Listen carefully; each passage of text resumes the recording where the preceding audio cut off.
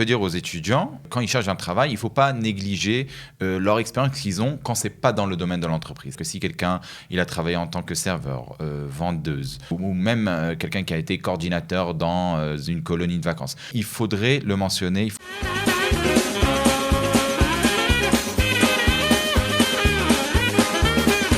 Salut à tous et bienvenue dans un nouveau numéro du CNEF Prends le contrôle. Alors aujourd'hui c'est une nouvelle émission dans laquelle nous allons parler des CV et pour cela nous avons avec nous donc Réhouven Adam.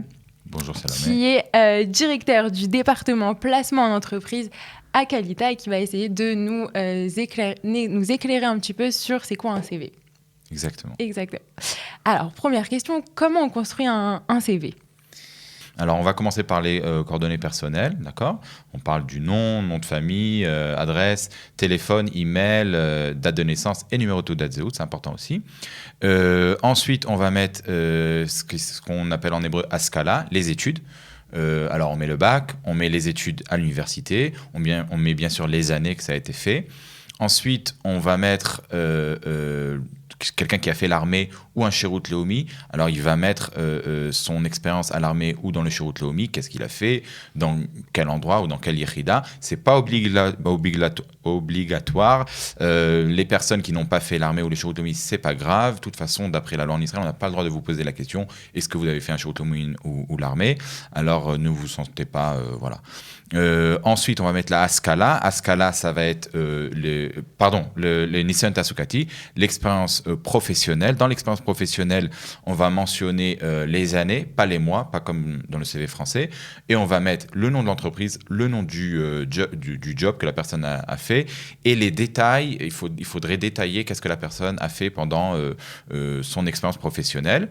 On termine avec ce qui s'appelle Meyumanuyot Marchev, l'expérience ou la maîtrise dans le domaine informatique. Alors ça peut être des CRM que la personne a, tout ce qui est Office, Excel, Outlook, PowerPoint et les réseaux sociaux. Aujourd'hui, on a beaucoup d'offres où on a besoin d'avoir la maîtrise des réseaux sociaux, Instagram, Facebook, etc. Et on termine avec les langues que la personne maîtrise. Ça va être d'abord l'hébreu, on ne va pas mettre le français, on va mettre l'hébreu. Ensuite, on va mettre l'anglais. Et ensuite, on va mettre l'anglais, on va mettre l'hébreu, l'anglais et le français.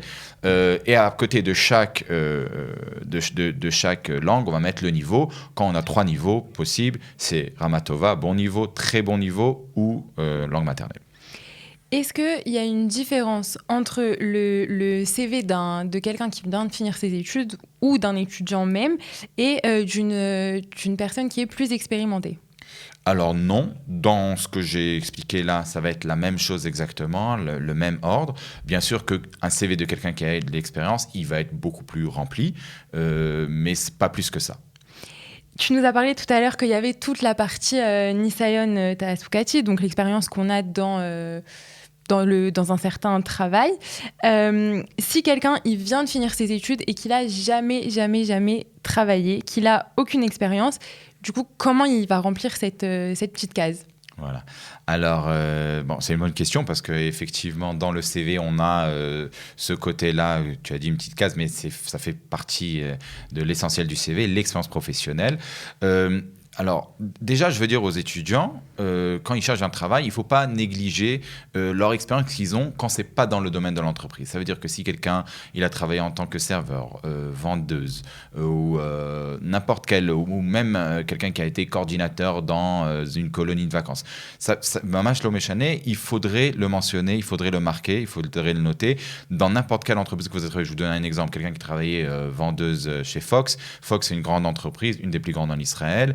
Quand elle a fait ce travail-là, elle a eu des domaines où elle a été responsable. Ça veut dire, ça peut être le service client, ça veut dire gérer la marchandise, ça peut être peut-être parfois en rapport avec les fournisseurs. Ça veut dire, quand on prend un job et on le détaille, on rentre dans les détails, on voit que la personne, de toute façon, a eu pas mal d'achrayut, de responsabilité. Et ça, c'est des choses qui vont être importantes pour le prochain recruteur, parce qu'il va voir que c'est vrai que c'est pas dans le même domaine, mais la personne a eu des responsabilités et il a pu... et elle a certaines compétences. Il a des compétences. Et voilà, il faudrait noter ces jobs qu'on appelle job alimentaire, petits jobs, dans son CV. Ça nous donne... Bon, déjà, ça remplit le CV et ça montre que vous avez fait quelque chose.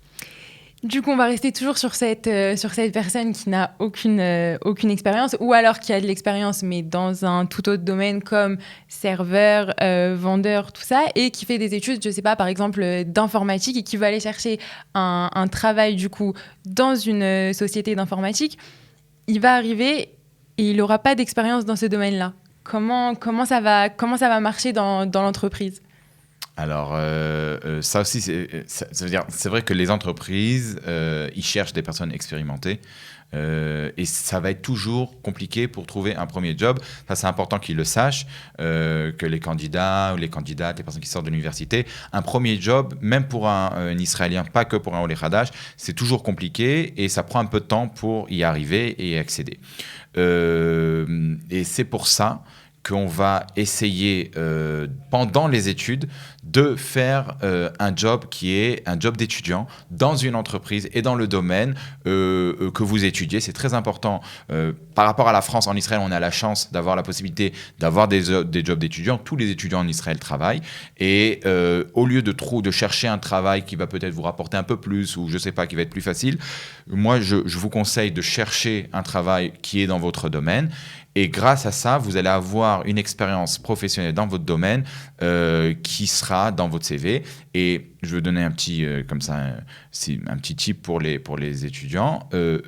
Quand vous envoyez un CV, vous avez fait une expérience professionnelle en tant que Misrat Student, qui s'appelle job d'étudiant, ça ne sera pas la peine de mentionner que c'est une Misrat Student. Vous pouvez mettre que vous, par exemple, quelqu'un a travaillé dans le ministère des Affaires étrangères, il va mettre coordinateur dans le ministère des Affaires étrangères de telle année à telle année. Je vois des gens qui marquent, par exemple, des stages, je vois des gens qui marquent des domaines comme ça. Et quand on voit ça dans une entreprise, on se dit, c'est juste un stage ou c'est juste un job d'étudiant et ça baisse de niveau. Et c'est dommage parce qu'en fait, c'est pas leur problème si vous étiez là-bas 100 heures par mois ou 300 heures par mois. Le but, c'est de dire, j'ai travaillé, je connais le domaine et maintenant, j'ai de l'expérience. Et ça, c'est un avantage parce que les entreprises regardent ça avec, comme si c'était quelqu'un qui avait vraiment de l'expérience dans le domaine. On reviendra bien évidemment plus dans une autre émission sur c'est quoi exactement le job étudiant. Écoute Réhouven, merci beaucoup pour toutes tes informations. Donc pour ceux qui veulent écrire un CV, est-ce que Kalita propose quelque chose pour aider à écrire les CV ? Alors oui, on a des ateliers régulièrement, que ce soit à Jérusalem ou Tel Aviv, une fois par mois. Possibilité de s'inscrire sur notre site dans les ateliers CV qui sont en présentiel dans les hubs de l'emploi. Très bien. Merci beaucoup, Réhouven. Merci, Salomé. Donc, nous, quant au CNEF, vous pouvez nous contacter toujours au même numéro, sur WhatsApp au 058 422 25 26 ou au téléphone 02 622 26 25. Et on a aussi un mail, info@knef.org. Vous pouvez nous poser toutes vos questions sur les études, l'armée, le Shirout Leumi. On est là, on vous répond. Et quant à nous, on se retrouve très vite pour un nouveau numéro du CNEF Prends le contrôle.